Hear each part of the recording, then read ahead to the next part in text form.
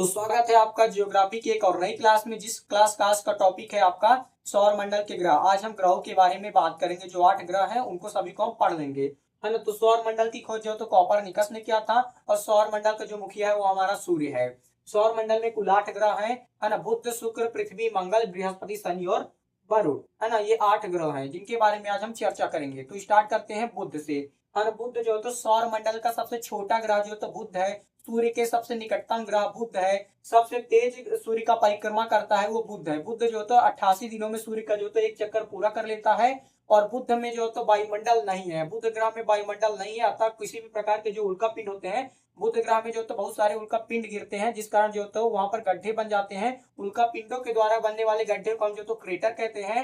और यहाँ पर जो तो कोरोलिस बेसिन, है ना, कोरोलिस बेसिन नामक जो तो सौरमंडल का सबसे गहरा गड्ढा जो है वो बुध में ही है। कहाँ है कोरोलिस बेसिन? तो बुध में है। कोरोलिस बेसिन क्या है? एक क्रेटर है ना। तो बुध में जो तो वायुमंडल नहीं है ना।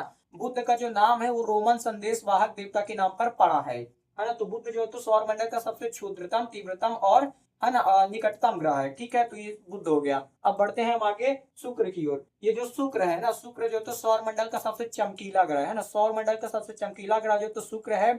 सौर मंडल को जो तो सांझ का तारा और भोर का तारा जो तो शुक्र को कहते हैं। और ये जो हमारा शुक्र है यह इसको पृथ्वी की बहन कहते हैं। शुक्र को जो तो पृथ्वी की बहन कहते हैं। शुक्र में जो तो CO2 गैस की अधिकता है, जिस कारण जो तो सूर्य से आने वाले तापमान को जो तो शुक्र सोख लेता है ना। परंतु जो तो उसको जाने नहीं देता है। जो CO2 है वो उस तापमान को जो तो बाहर नहीं जाने देती है, जिस कारण जो तो है ये जो शुक्र है ये बहुत ही गर्म हो गया। ऐसा इसे बैडल प्लेनेट भी कहा जाता है, प्रेशर कुकर भी कहा जाता है, और दम घोटने वाला प्लेनेट भी शुक्र को कहा जाता है ना। शुक्र जो तो अपना, है ना, शुक्र जो तो शुक्र जो तो सूर्य का चक्कर लगाने में 225 दिन का समय लगाता है। कितना? 225 दिनों का समय लगाता है। और खुद की कक्षा में घूमने के लिए, है ना, शुक्र जो है खुद की कक्षा में जो घूमता है वो 245 दिनों में घूमता है। कितने दिनों में? 243 दिनों में शुक्र जो अपना घूर्णन कंप्लीट करता है। तो शुक्र में जो तो साल, है ना, साल और दिन दोनों की अवधि जो तो बराबर होती है ना। साल और दिन की अवधि दोनों की बराबर होती है ना। ये 225 दिन में जो तो परिक्रमण करता है। क्या करता है? परिक्रमण कितने करता है? 200, है ना, 25 दिनों में। और घूर्णन कितने में करता है?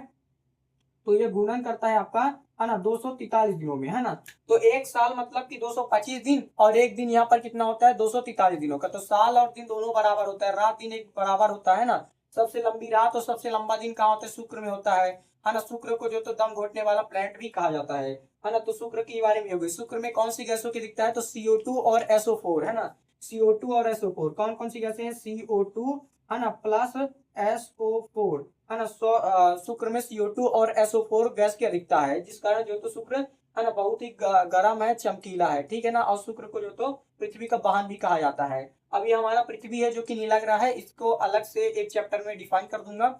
अब हम बात करते हैं मंगल ग्रह के बारे में, है ना। मंगल ग्रह जो है यह लाल ग्रह है। मंगल ग्रह जो तो लाल ग्रह है, यह अपने अक्ष पर जो तो 25.5 डिग्री, है ना, 25 डिग्री जो तो अपने अक्ष पर झुका हुआ है ना। मंगल ग्रह जो तो 25.5 डिग्री अपने अक्ष पर झुका हुआ है। पृथ्वी के बाद, है ना, पृथ्वी में तो जीवन है, और लेकिन जीवन संभव है जहाँ, तो वो मंगल ग्रह है ना।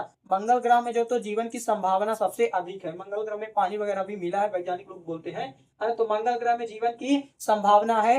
मंगल ग्रह एक लाल ग्रह है ना। तो मंगल ग्रह कैसा ग्रह है? लाल ग्रह है। और जो मंगल ग्रह में आयरन ऑक्साइड की दिखता है, आयरन ऑक्साइड की दिखता के कारण जो तो मंगल ग्रह लाल ग्रह है ना। मंगल ग्रह में जो तो मिक्स ओलंपिया पर्वत जो कि 30,000 मीटर ऊंचा है। कितना ऊंचा है? 30,000 मीटर ऊंचा है मिक्स ओलंपिया पर्वत, जो कि माउंट एवरेस्ट से जो तो 3 गुना ज्यादा ऊंचा है। मिक्स ओलंपिया पर्वत कहाँ है? मंगल ग्रह में। और ओलंपस मेंस ज्वालामुखी भी कहाँ है? मंगल ग्रह में है। मंगल ग्रह के 2 उपग्रह है। कौन कौन से हैं? मंगल ग्रह में जो तो 2 उपग्रह हैं, 2 उपग्रह हैं। एक है आपका फोबोस और एक है आपका डीमोस। तो फोबोस और डीमोस उपग्रह किसके हैं? मंगल ग्रह के हैं, है ना। फोबोस और डीमोस उपग्रह किसके हैं? मंगल ग्रह के। और ये जो डीमोस उपग्रह है ये सौर मंडल का सबसे छोटा उपग्रह है। सौर मंडल का सबसे छोटा उपग्रह डीमोस उपग्रह है। ठीक है।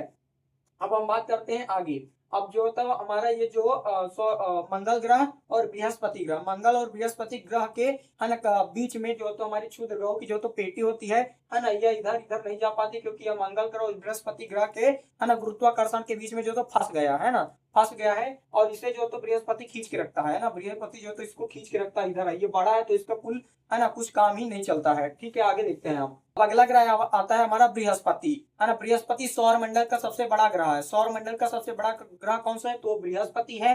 है ना। बृहस्पति को वैक्यूम क्लीनर भी कहा जाता है। वैक्यूम क्लीनर इसे क्यों कहा जाता है? क्योंकि यह क्षुद्र ग्रहों को अपनी ओर खींच के रखता है ना, क्षुद्र ग्रहों को खींच के रखता है ना, ताकि तो इसे क्या कहा जाता है? वैक्यूम क्लीनर कहा जाता है। और इसको मास्टर ऑफ गाइड भी कहा जाता है। सौर मंडल का मास्टर ऑफ गाइड किसे कहा जाता है? तो बृहस्पति को कहा जाता है ना। बृहस्पति जो है इसका अपना सौर मंडल है ना, तो बृहस्पति को लघु सौर मंडल भी कहा जाता है। बृहस्पति को हम लघु सौर मंडल भी कह सकते हैं, है ना। बृहस्पति के पास कुल 79 उपग्रह है। कितने उपग्रह? 79 उपग्रह हैं, और जिसमें से 21 को मान्यता प्राप्त है। और बृहस्पति के दो सबसे बड़े उपग्रह हैं, गैनीमेड और यूरोपा, है ना। गैनीमेड और यूरोपा किसके उपग्रह हैं? बृहस्पति के हैं। ये गैनीमेड उपग्रह जो है वो सौर मंडल का सबसे बड़ा उपग्रह है। सौर मंडल का सबसे बड़ा उपग्रह गैनीमेड उपग्रह है। और सौर मंडल का सबसे छोटा उपग्रह डिमोस है, जो कि मंगल का है। ठीक है, हम आगे बढ़ते हैं और देखते हैं इसमें जो बृहस्पति में है, इसमें जो है तो CO2, बृहस्पति में SO2 के दिखता है। बृहस्पति में SO2 के दिखता है, जिस कारण यह पीला दिखता है। बृहस्पति एकमात्र ग्रह जो हिम रहित है ना।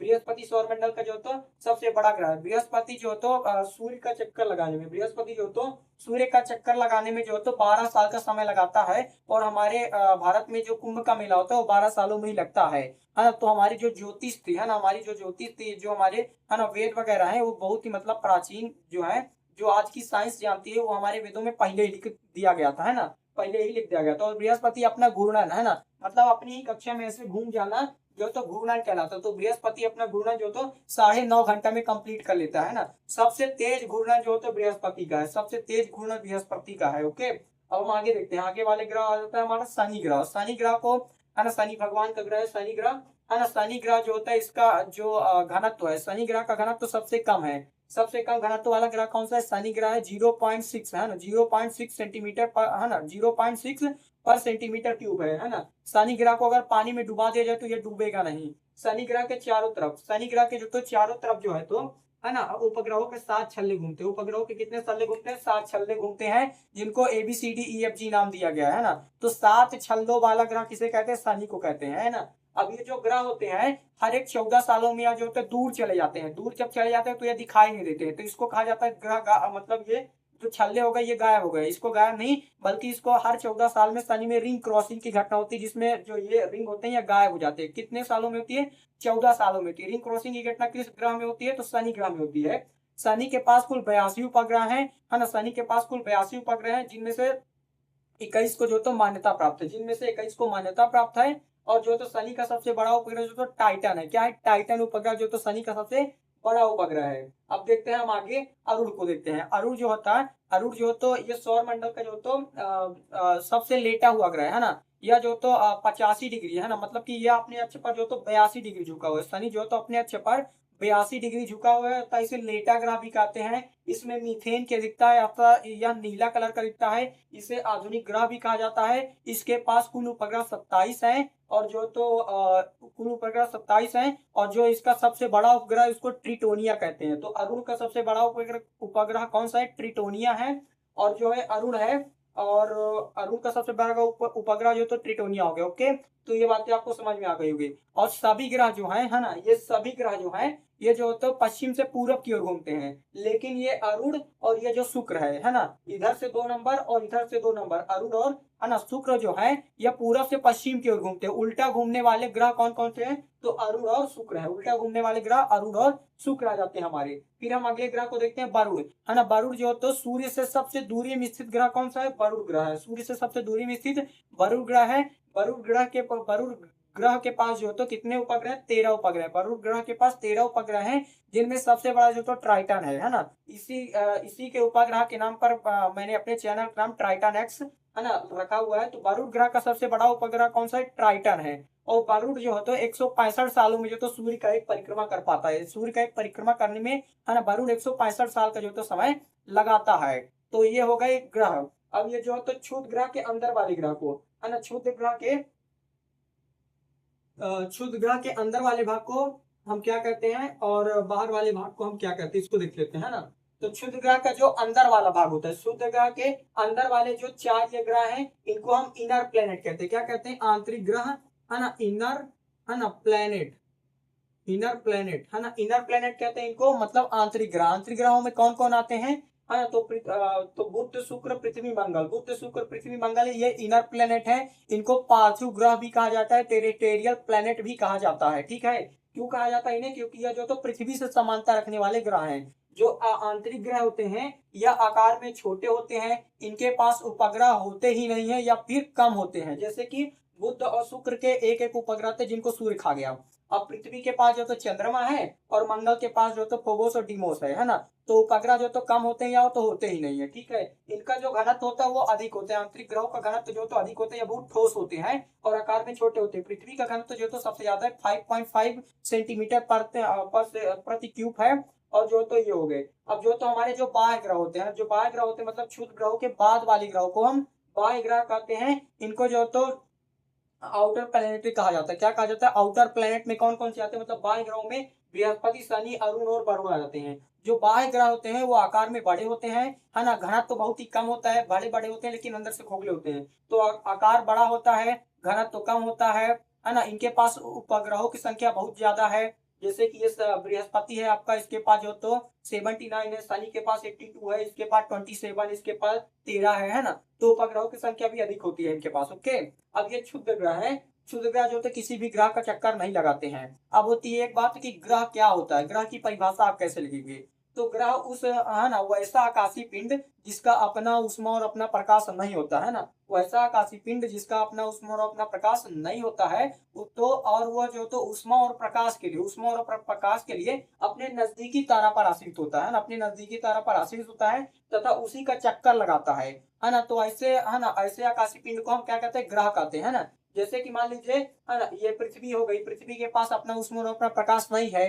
तो ये सूर्य का चक्कर लगाती है, सूर्य का चक्कर लगाती है ना। तो सूर्य इससे ऊष्मा देता है, प्रकाश देता है ना। तो ये जो होते हैं ये ग्रह कहलाते हैं। और उपग्रह क्या होता है? उपग्रह वो होता है जो किसी ग्रह का चक्कर लगाता है। उपग्रह वो होता है किसी ग्रह का चक्कर लगाता है। जैसे कि चंद्रमा हो गया, चंद्रमा पृथ्वी का चक्कर लगाएगा। फोबोस और डिमोस मंगल का चक्कर लगाएंगे, है ना। बृहस्पति के गैनीमेड और यूरोपा और 79 जो उपग्रह हैं बृहस्पति का चक्कर लगाएंगे, है ना। वैसे ही इनके जो उपग्रह हैं इनका चक्कर लगाएंगे। तो उपग्रह जो होता है वो ग्रह का चक्कर लगाता है और जो ग्रह होता है वो तारा का चक्कर लगाता है। आशा है कि आपको ये वीडियो अच्छा लगा होगा। और वीडियो अच्छा लगा होगा तो चैनल को सब्सक्राइब कर लेना, ताकि मैं और आगे की जो वीडियो वगैरह डालूं तो उसकी नोटिफिकेशन आपको मिल जाए, है ना। तो तब तक के लिए जय हिंद, मिलेंगे आप नेक्स्ट वीडियो में।